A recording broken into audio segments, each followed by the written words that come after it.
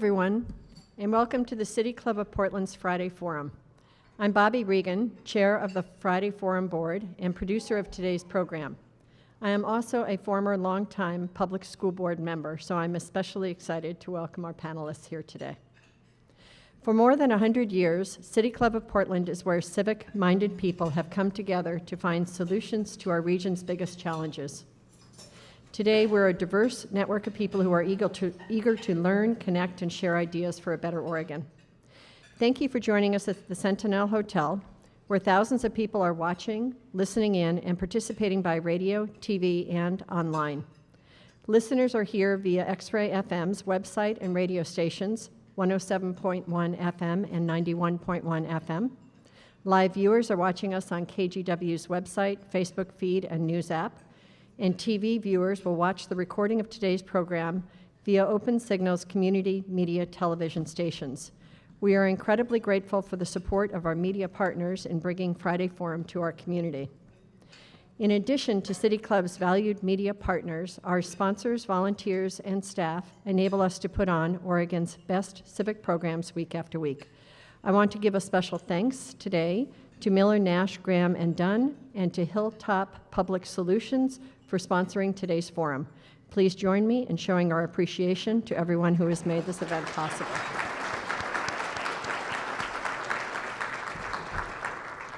Now to today's program. In May, voters across Oregon will have the opportunity to open their ballot and vote for the best candidates to serve on their local school boards.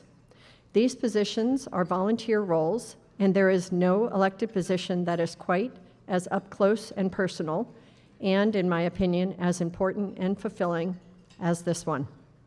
The need for strong and diverse leadership is greater than ever as Oregon continues to wallow at the bottom of the country when it comes to student achievement.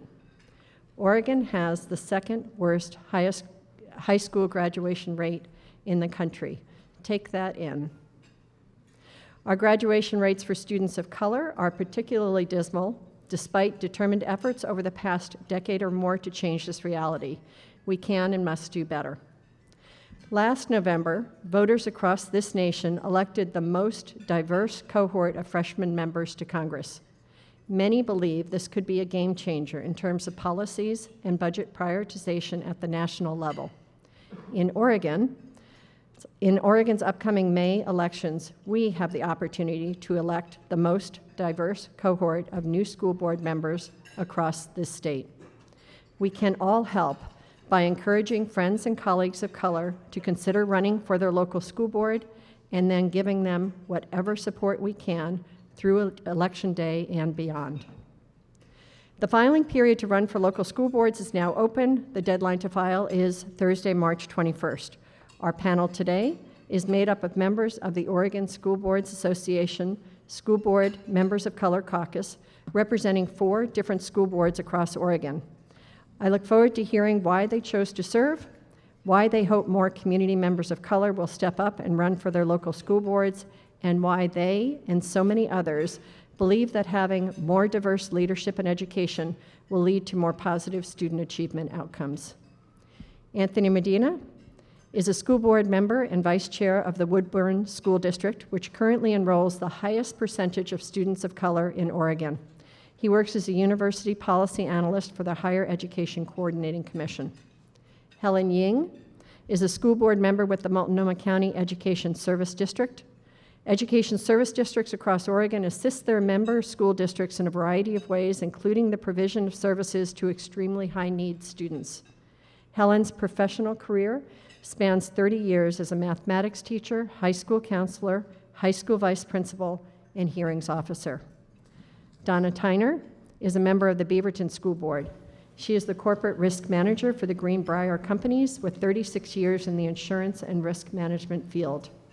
And Bill Gropp is vice chair of the North Marion School Board, a former mayor of Aurora. He is a project development engineer at Mentor and has worked in the semiconductor industry for 40 years. Thank you all for being here with us today, and special thanks to Bill, who will moderate today's discussion.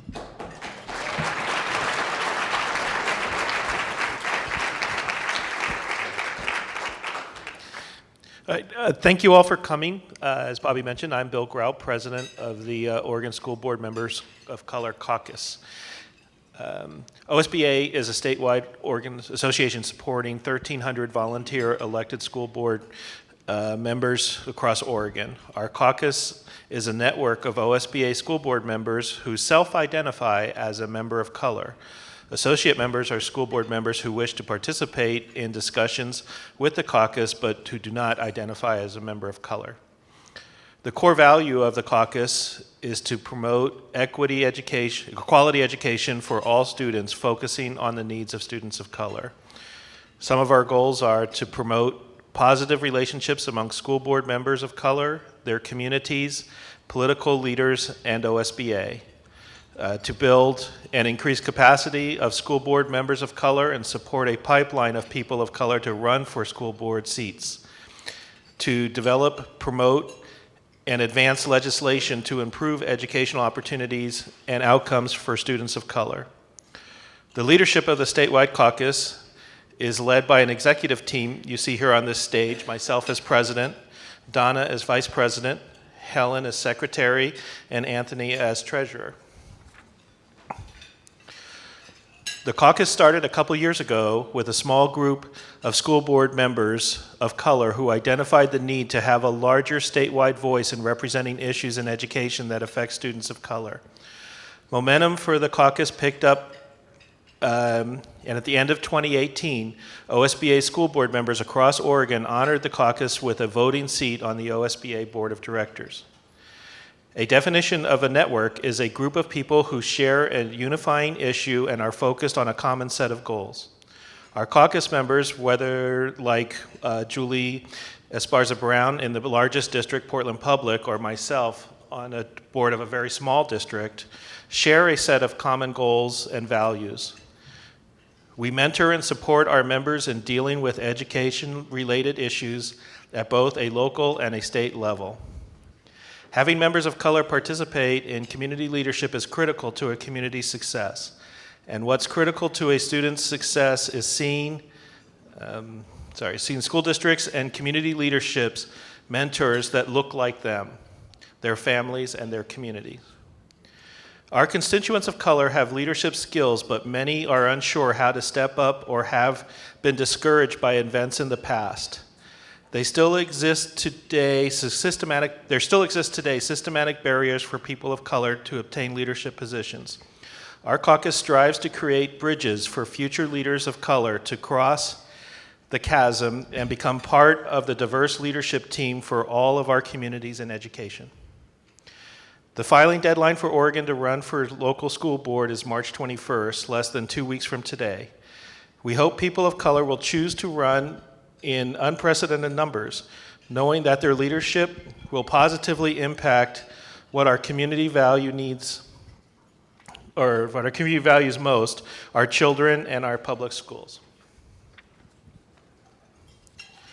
Now I would like each of our executive team to introduce themselves, state like your district, which we know, the years on the board, number of students in your district, student demographics, and tell us why you became an education leader in your community. Let's start with Donna. Well, this is Donna Tyner, and I have been serving on the Beaverton School Board since 2013. I'm in the middle of my second term that ends in 2021. Beaverton is the third largest school district in the state. We serve over 40,000 students. We have a majority minority school population. Specifically, there are 48% students are white, 25% Latino, 16% Asian, 8% multiracial, 3% Black, and 1% are American Indian, Alaskan Native, Native Hawaiian, or Pacific Islanders. 27% are English language learners, 12% are students with disabilities, 35% are on the free and reduced lunch program, and 88 different languages are spoken in our district. I ran for school board because I believe that all students deserve equal access to educational resources, extracurricular programs, strong teaching professionals, well-maintained facilities, technology, and instructional materials. I wanted to do everything in my power to ensure that all students have the tools and resources they need for academic success. Okay. Thank you. Helen? Well, hi everyone. It's so great to be here with you today. So I'm Helen Ying, and I serve on the Multnomah Education Service District Board. And so Multnomah Education Service District Board, the district itself, the agency, serves the entire Multnomah County, 8 component school districts. And believe it or not, I don't know if everyone in the room knows that 4 of the 8 school districts, namely Park Rose, Reynolds, let me look at my notes here for the other 2, David Douglas and Centennial, they all have over 60% of their student population identify as children of color. And then the other 4 school districts, 2 of them, Portland Public being one of the biggest one, it actually serves half of our students in the county. It has 43% of the students identify as people of color. And then Gresham Barlow, to the east of the county, 42% also identify themselves as people of color. So that means out of the 8 school component districts, 6 of them have over 40% of students that identify as people of color. I don't have the long stats like what Donna has brought today, but at the agency, MESD, that is what we want to do. We want to serve this region, serve the students in this county with the services that I think Sam, who is our superintendent in the audience today, has often said is economy scale, right? So it's services that each district are able to do on its own. We'll cut together, we're stronger together, right? We could do that.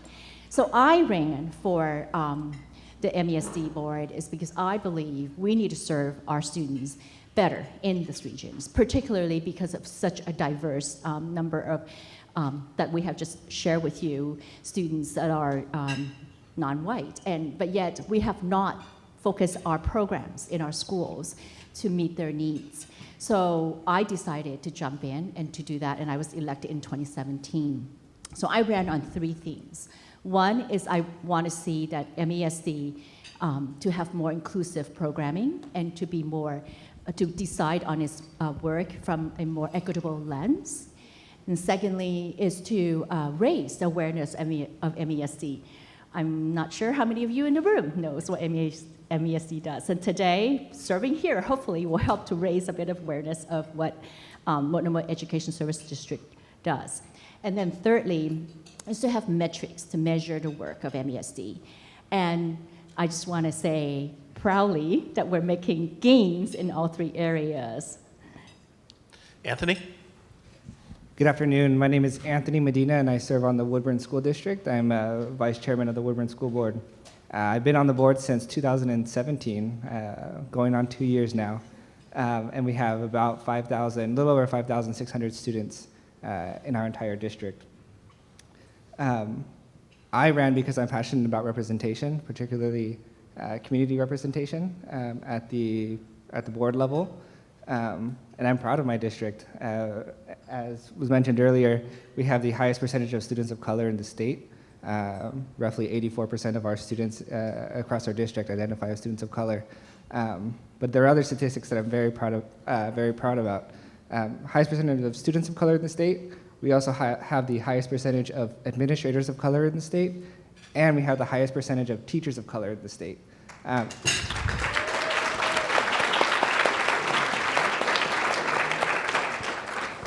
And when you couple those things, you see results that we were able to see now, where we regularly have some of the highest percentage, highest graduation rates in the state as well.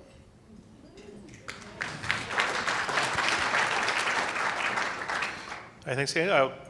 Go with me. Again, you know me, Bill Grow. So North Marion is that nice flat farmland between Wilsonville and Woodburn. And we have 1,934 students right at the moment, I think. One of the beauties of that is being the fact that our district is literally separated from the metro line by a golf course, but yet we are rural. The bus stop you come to kindergarten at our district is the same bus stop you will graduate as a senior. We're all on one little country block that we affectionately call the Haven off the highway. So, but it is small and we struggle and we have all the same rural stuff even though we're right there. The reason, I've been on the school board since 2012, so about my seventh year coming in. I joined the school board because I knew we were having some controversies and discussions in the area, and I wanted to bring business and CTE kind of curriculum to see what was that. So I was really looking to see how I could integrate and help the schools from my metro professional background, but bring those skill levels into the school. And it just so happened at the time that a school board member got ill and needed their term to serve out, so I volunteered to serve that out, and 7 years later I'm still there. So, and then through other things of learning with OSBA and all the great education programs that OSBA had, I just kept getting asked to do more and more things, and one of these days I'll learn to say no, but it's not today. And so with that said, our school is definitely minority majority. And we definitely do not represent on our school board or our teachers, the nature of our community. Our community is really bimodal, where we have a lot of metro professional families that either choose not to live there or just don't want to be close to their work, bringing in metro wages, which is great. And then the other end of the spectrum, of course, is small minority business owners and agricultural farm families. So we have a real disparity there. One of the issues that brings is we took a survey of our minority students, and over 60% of them said they don't feel welcome in our schools, which is one thing we're heavily addressing. That kind of metrics and stuff that are really key for us and what we're doing. So other than that, that's kind of me and what we fight for. And then I do things at a state level. Some of you might know I'm on the Educator Advancement Council, and I do OEB, Oregon Educators Benefits Board, as well, to try and help our educators at the state level.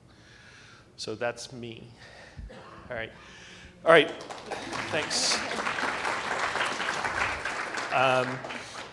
We're going to turn it over to some topic issues right now before we go into Q&A.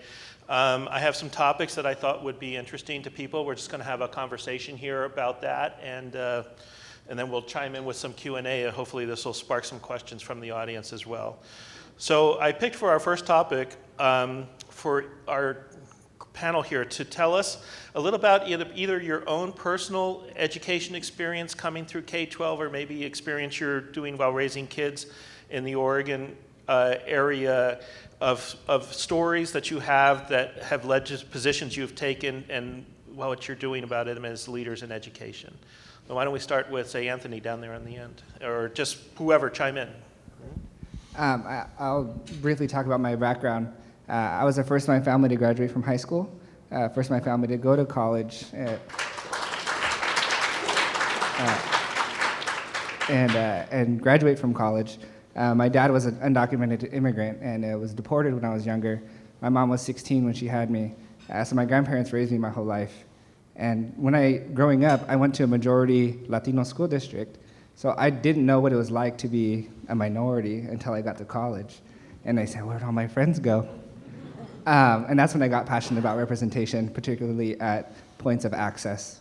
I went to Western Oregon University, graduated my bachelor's degree in public policy administration, graduated valedictorian in my class, and went to Stanford and got my master's degree in education policy. Moved back to Oregon and moved to Woodburn, and my daughter became kindergarten age, and so she was ready to go to school, so we were really passionate about the district, and that's when I started, and that's when I ran for the Woodburn School Board. This is Donna Tyner, for those of you who are listening in. So the story I'm going to share is as a Beaverton parent, and I would say that this experience really resonated with me and was the reason why I ran for school board. When my son was in elementary school, he was just one of 2 black students in that particular classroom. I would at least volunteer 1 day a week. I was able to get away from work to do that, which is a blessing. However, one day the teacher stopped me, pulled me aside and said, "I suspect your son is doing something wrong." Well, I asked her for specifics because I said, how can I address this issue with my son unless I know what behavior you're experiencing? I pressed her for specifics. She just told me she hadn't really observed anything. So I basically was shocked. And my response to her was, well, suppose your principal came to you one day and said, you're going to have a poor job performance, but doesn't give you any specifics as well, any specifics at all as what the basis of that poor job performance is based on. So she did back down, which is a good thing. I did leave it open, and I said, continue to observe my son, and if you come up with some facts, I need facts, then I'll address the issue. Well, luckily, my son was unaware of the conversation. I, of course, made sure that I volunteered as many times as possible in that classroom, and I gave the teacher an opportunity to share any additional concerns with me. She never did. And of course, I've had other experiences as a parent in the Beaverton School District as well, and so it's really important to have a member of color on the to have a member of color on the school board, because a school board can be a platform where you can share your experiences with students and teachers and staff. It's a way where people that come before you with their concerns, they can feel validated. And of course, as a governing body, you're in charge of coming up with inclusionary policies, as well as looking at things through the equity lens. So I'm going to I'm not sure if my response is going to directly No worries. talk about what Bill was mentioning, but I just want to take you back memory lane when I was growing up here in Oregon. So my family moved to Oregon in 1971, and we moved from Seattle. Before that, I was in Hong Kong. That's where I was born. And so when I started school, it was at Jim Bridger, and in 8th grade here in Portland, I was like the only Chinese person in my class. And I don't think there was anyone else but white people in my class. So I was thinking, like, Monday through Friday, I want to be a white person. Like, literally, that's how I saw myself. And on the weekends is when I become Chinese again. And it was the same thing in high school, went to Marshall High School. And kind of like, just really want to blend in, be like everyone else, because we didn't have a lot of diversity at my school. I had some friends that were Japanese American, Korean, mixed race, but we could count everybody in the whole school probably on 2 hands.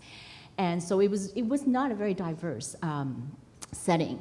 And so when I became an adult, so even though I'm an immigrant, even though our family spoke Chinese at home, but I chose to really focus on English. And I chose, over time, to raise our own children speaking only English, because at that time, it was like English only. That was the thing. People say, oh, you speak another language?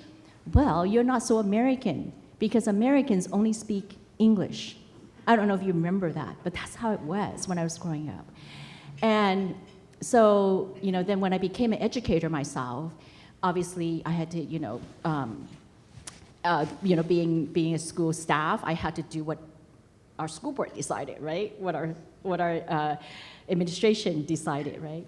So, and even when I became administrator myself, it was like a lot of things that we had to address to that, I was kind of like tied. My hands were tied, in lots of ways. I couldn't just do things I wanted to do to address the needs of the children that I see every day. However, I'm so glad that I was an educator in our schools, because I know I've gotten this note from a student when I was a counselor at Cleveland High School.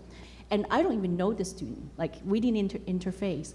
But the note that she wrote and sent to me, she says, I saw you, and that made me feel so much more, the sense of being included and being a sense of belonging in the school. Just because I'm Asian and she's Asian.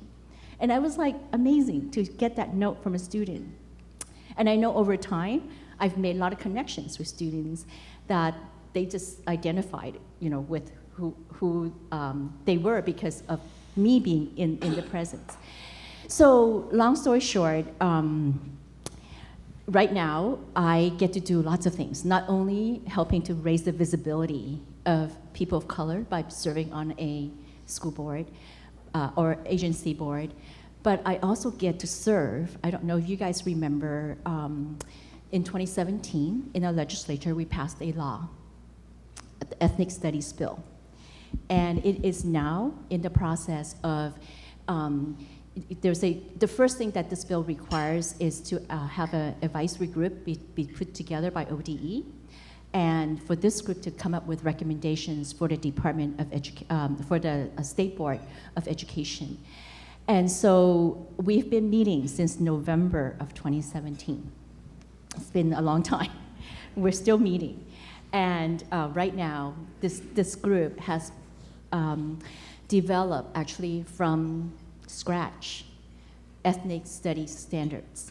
And the reason we had to do that is because, okay, I'm not trying to slam ODE. I want you to recognize that. It's just that we're not, we have not equipped ourselves to actually do that, right? Because, so ODE went through a process of updating social studies standards. So they gave us a set of standard drafts. They said, this is what we want to present for the State Board of Education to adopt. And we looked at the standards. Yes, there are some standards called ethnic studies standards, but really it's a lot of them were just standards that were already there under government, under history, but it's just renamed to be ethnic studies. That's not what that bill is about. It's doing the same old, same old. And so today, when we talk about doing work differently in our schools, that is what we really need to do. It's not just call it equity lens and have it in the books, not call it equity policy and have it in the books and continue to do same old, same old, same old, same old. So as members of the school board member of color caucus, I often get the name mixed up here, the words, but I think it allows us to really be visible and raise people's awareness. I think when we walk in the room, it changes the the conversation.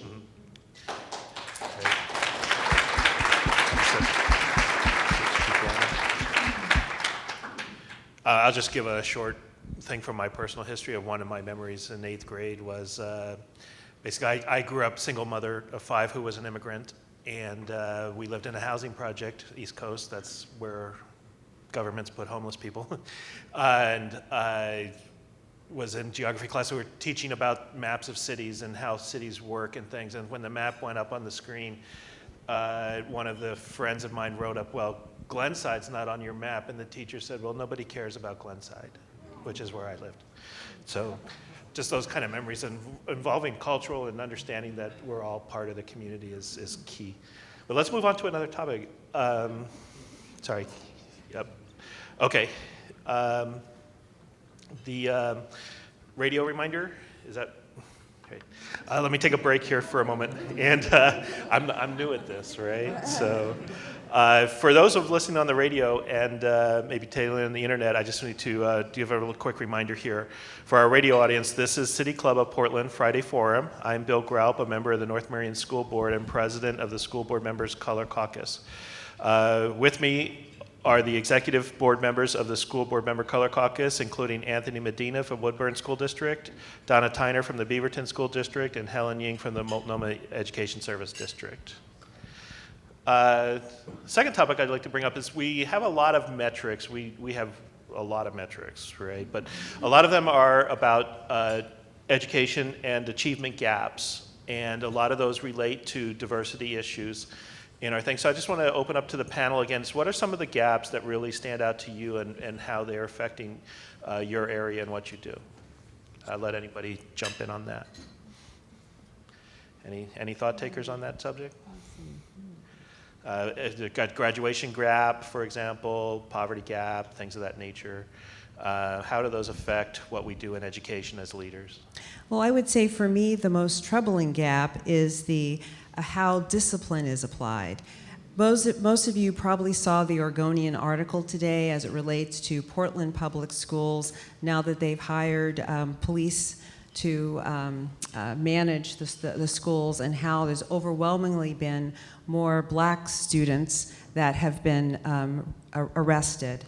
In our school district, we too have a problem in that it's disproportionate amount of suspensions and expulsions that fall upon our black and brown students. This has always been a major concern of mine. I think that that's a contributing factor to student achievement, because if you don't feel safe and comfortable, how can you achieve?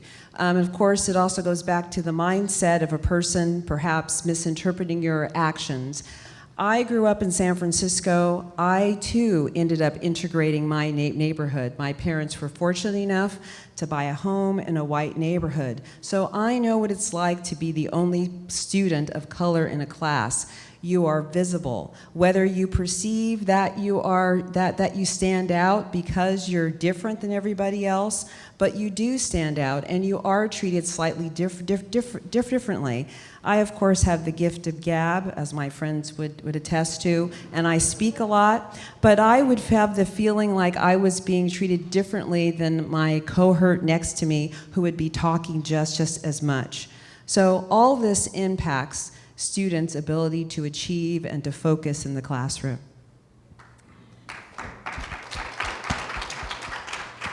So I think, Donna, I think you're right. There's the gap of in terms of discipline, because I actually was a vice principal who did discipline when I was working. But I think there are other, instead of talking about the gap itself, I want to actually talk about, or the gaps, achievement gaps and so forth. I want to talk about what we need to bridge the gaps. So, earlier I took some time to talk about ethnic studies, and the reason why it's so important that we do that in our schools is really to help not only our educators understand the students better, but to help students understand each other better, right? But also, besides that, we actually need to look at, because one of the things I did when I first got on the board of MESD, I asked for data. So I chaired the Equity and Inclusion Committee for our board, and I asked for data. I said, let's look at the demographics of our students who we serve directly at MESD, and let's look at our general population across the region.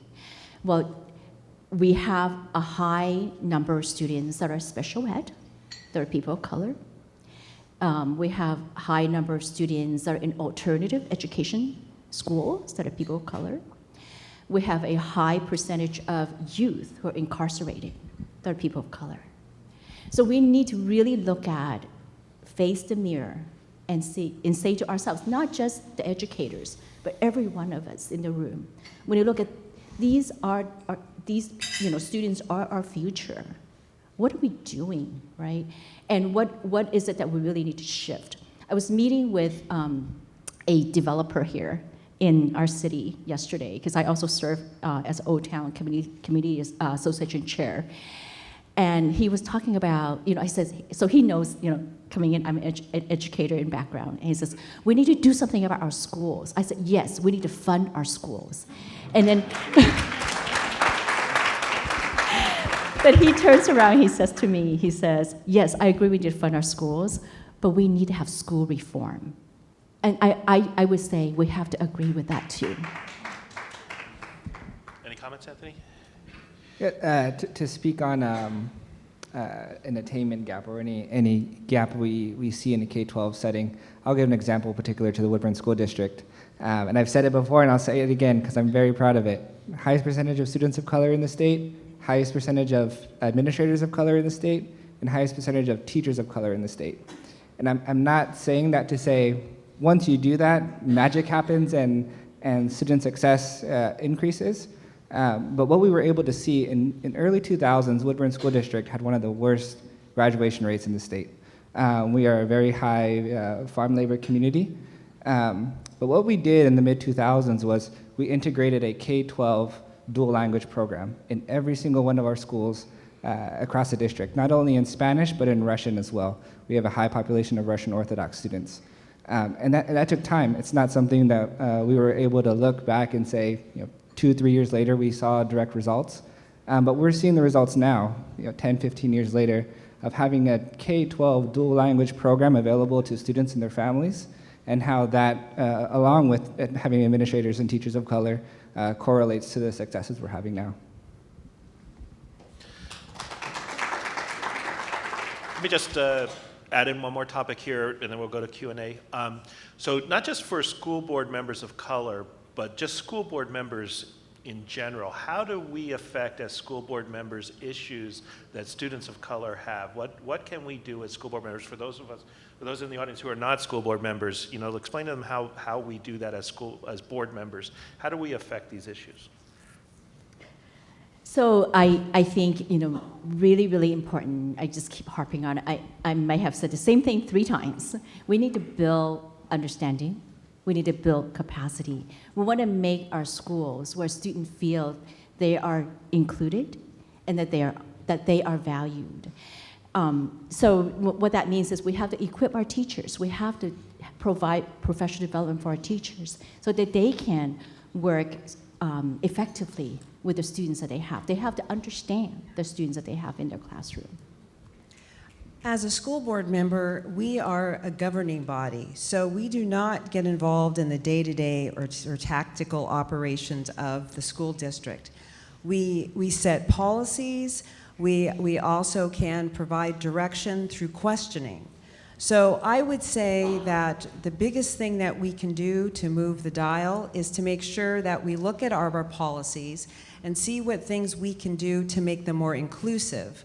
We also, when we're looking at budgets, we also making decisions and asking the school district when they're coming before us and saying, this curriculum should be adopted. We need to question them and make sure the things that you're doing and the things you're trying to roll out, are you doing it from an equity lens? Are you making sure that everyone is at the table to make decisions, that there's just not only white people making the decisions? I hope I'm not being offensive, but that's pretty much the way it is. And one other thing is, before I got on the school board, I recognized that I did not really like what I saw as far as was in our school district's disciplinary handbook. I thought, for example, that the things in there were capricious and arbitrary. It didn't really set out how a teacher would approach their discipline and what principles they were going to apply.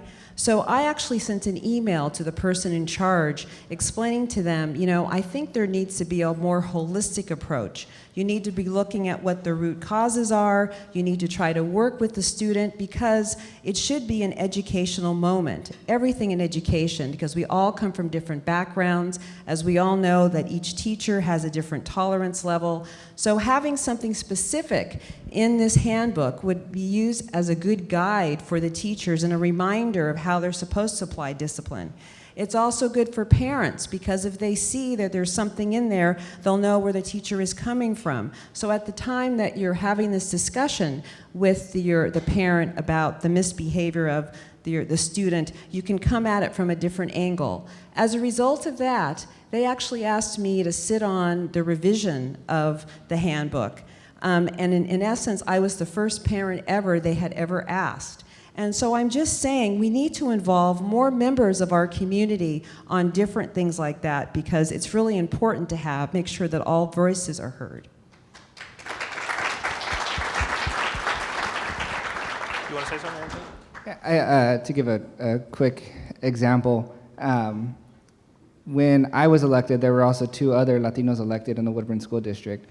And so in 2017, we made Oregon history. We were the first majority Latino school board ever.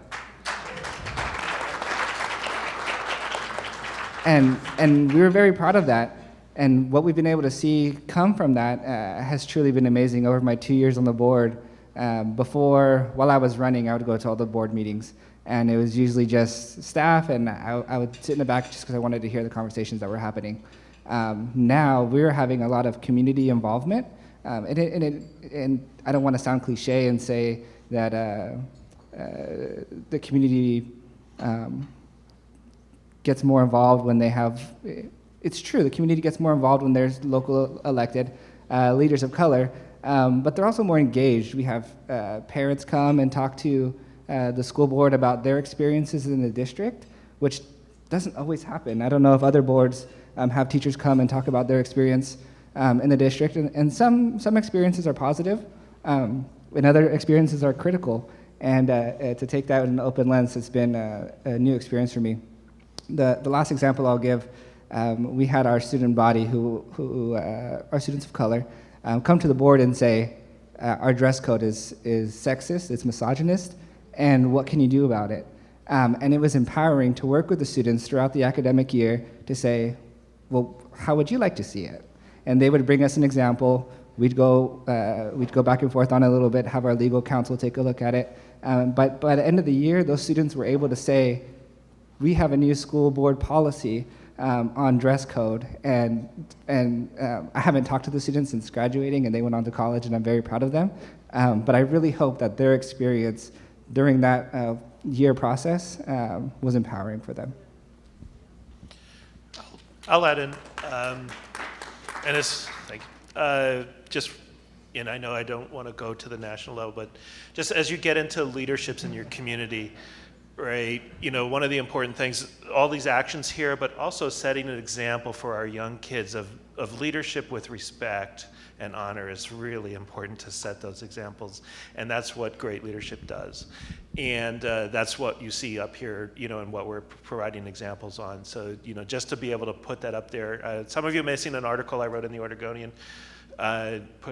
put out, and then the things of the other example is that, you know, you're showing a lot of your students in your community that upward mobility and the ability to transcend wherever you're at and any adversities you're facing can be accomplished.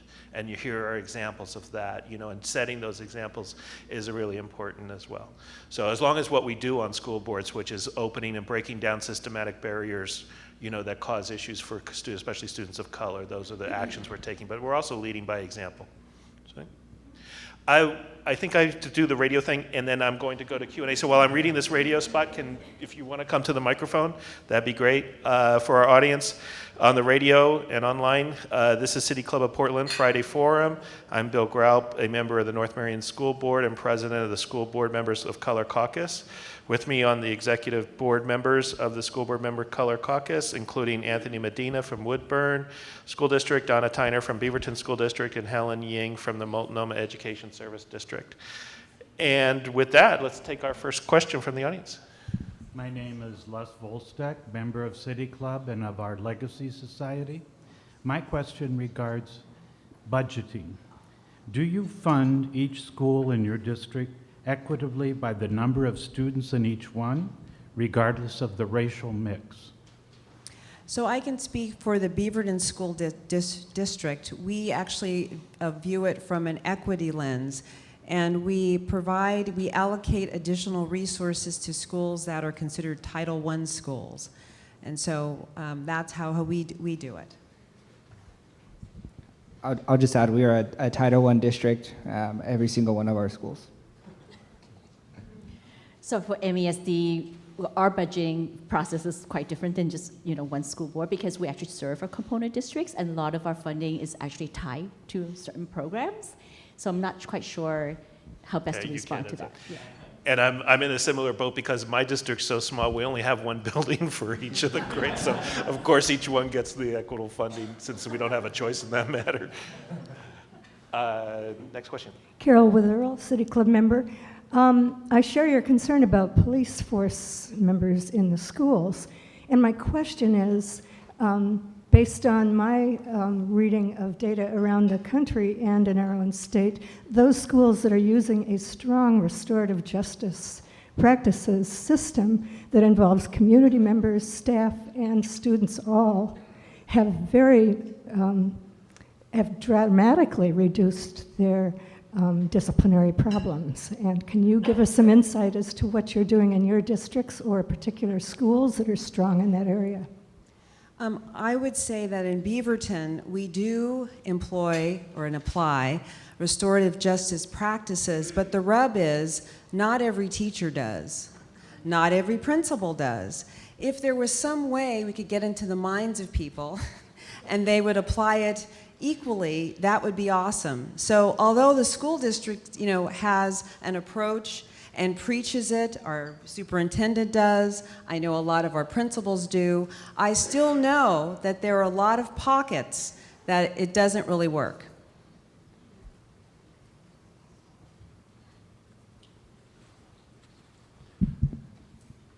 Hello, my name is Sumitra. I'm running for Centennial School Board.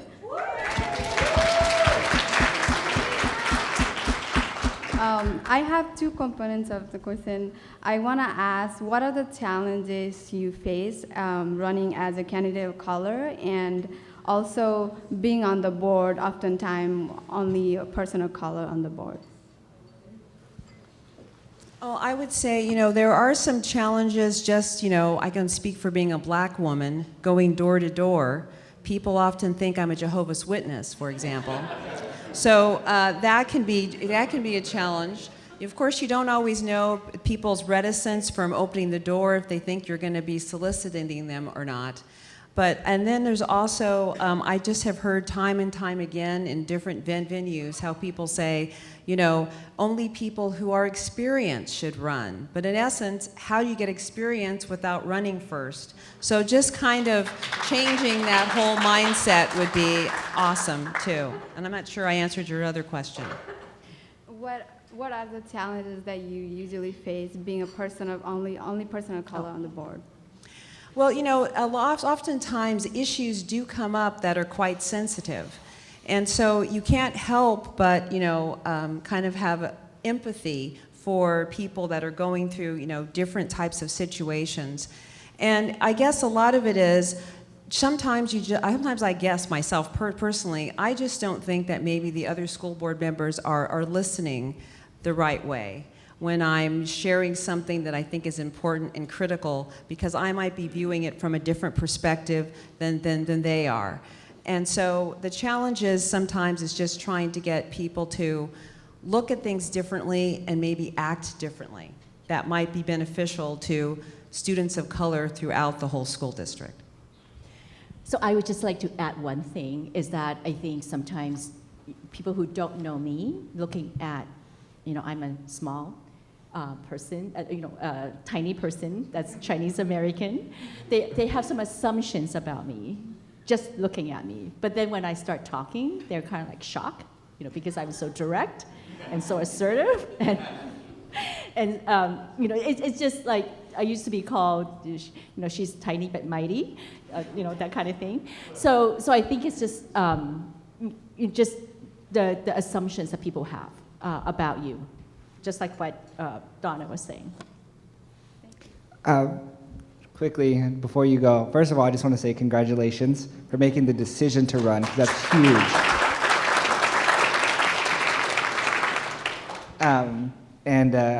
For me, when I decided to run, a local nonprofit reached out to me and asked if I'd be interested in running. That decision was hard, but it's well worth it, and I wish you the best during the process. As folks have talked about their experience door knocking, I have tons of bad experiences door knocking, but I had tons of great experiences as well. It's an amazing opportunity to get connected to the district and the community, and you deserve to be there. I wish you well on your race. And I'm not sure if they give our emails out for this, but send me an email and I'd love to donate to your campaign. Okay. Awesome. Thank you so much. Okay, I have one question on the card here, keeping it short here. So what are some ideas of keeping students of color engaged in the education process? What are things you can do as a school board member to help your students of color stay engaged in the education programs? Well, it's important to have people of color, number one, serve on the school board. We also need to have more workforce educators, bus drivers, frontline people at the office, principals, teachers, in every aspect and every element of schools, because I think that when students see someone that looks like them, they feel more comfortable. Then in essence, there are lessons that these particular professionals have that they can share with the student and tools, because they can say, hey, I got here, you can too, this is what helped me? So I just want to add one thing, is to have our content and our teaching and learning in our classrooms be more relevant to our students, where they feel more included. Three quick benefits to having proper cultural representation in schools. First, educators have an opportunity to teach in culturally relevant ways. Students have an opportunity to ask more probing questions, and there's more invitation to share ideas and insight. All right, another question from the mic. Yes, hi. My name is Michelle DePass, and I'm also running for Portland Public Schools in Zone 2. Awesome. And I'm really excited about it. I'm a PPS parent, and I'm a product of PPS, but I also went to school in Mexico as a child. So I've been a minority in two different contexts, in two different countries, really. And I want to thank all of you for your equity work. I'm impressed and inspired to carry your torch. My question has to do with how we ensure that equity policies, Portland Public Schools also has an equity plan and equity policy, yet our graduation rates are very, very low. So how do we ensure that these policies are implemented and activated and that they don't gather dust? So I just want to give an example. As I said, I chair the Equity and Inclusion Committee, the board committee, and that's actually how we came about adopting the equity policy at MESD. We didn't have one before, but through the board work, we were able to do that. And now we actually are looking at making sure that we implement it. We're just taking parts of it and saying, how are we doing this in our agency?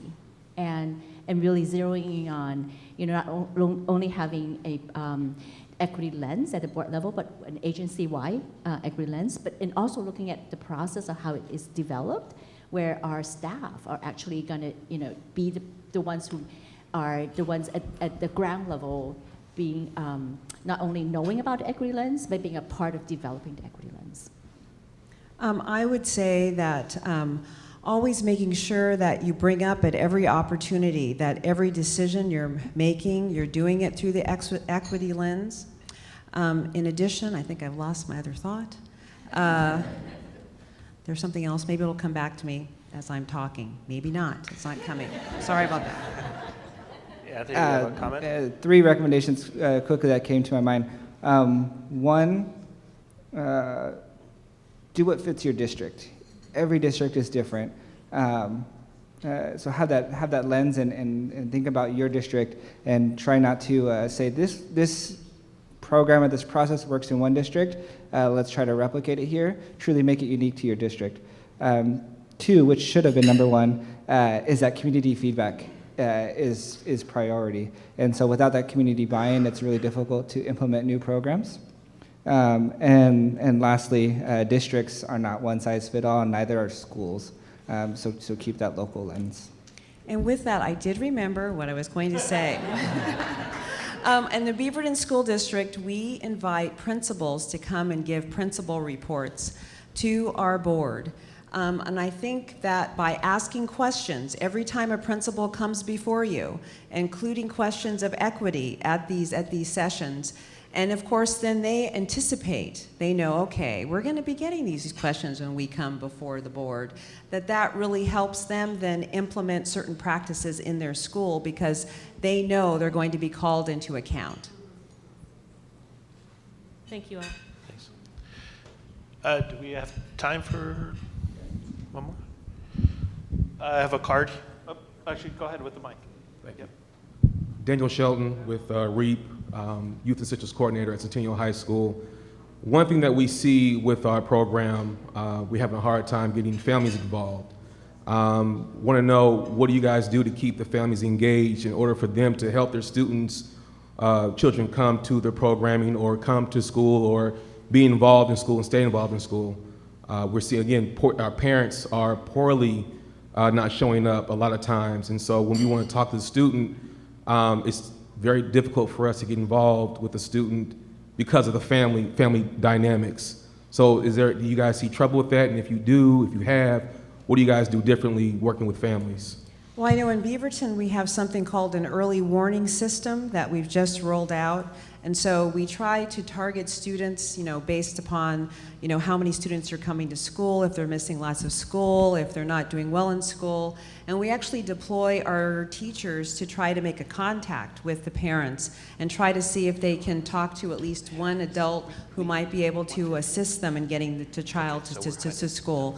There's many other different things that we do as a school district as well, but the most important thing I was trying to say is just establishing that overall connection. I mean, parents want to do good by their kids, but it's the ability of a parent feeling comfortable. Number one, coming into an environment, in a setting, in a school where they feel comfortable. And I know we've worked with our admin staff to make sure that people who are coming in from different countries or just somebody who's coming across town feels welcome in the school. And I think that that's half of it. I'll chime in on one answer here.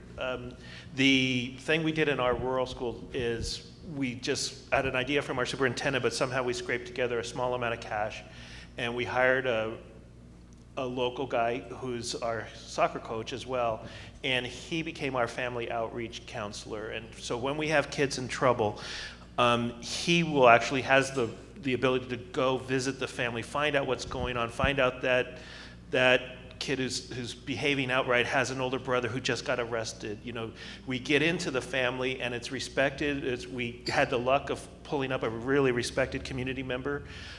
We get in this case, Spanish speaking, so we reach out, and what that did was it really upped our game just by you don't have to do it to everybody, but just the word spreads that you're engaging the family, and that position is now invaluable and does a lot to our records, and even our attendance records, things like that are now well understood. It's really helped our engagement, and now we have English language learning classes that are fully loaded, just because the word got out to the community that we were reaching out and saying, hey, we see this kid's in trouble, we want to come talk to you, how do we help you, how do we understand what's going on here? And it's amazing some of the very sad stories you find out that you would have never known about this kid that's acting out. And when you find that out, it becomes a solvable problem, and it's worth the money. It's hard for us small districts to do it, but it's worth every penny if you can. And with that story of success, we will have to pause the conversation for today. As a reminder, the deadline to file to run for your local school board is Thursday, May 21st. Please join me in thanking Bobby Regan for producing today's program, Miller Nash and Hilltop for their support, and the executive, all of our speakers for their insights. Thank you very much.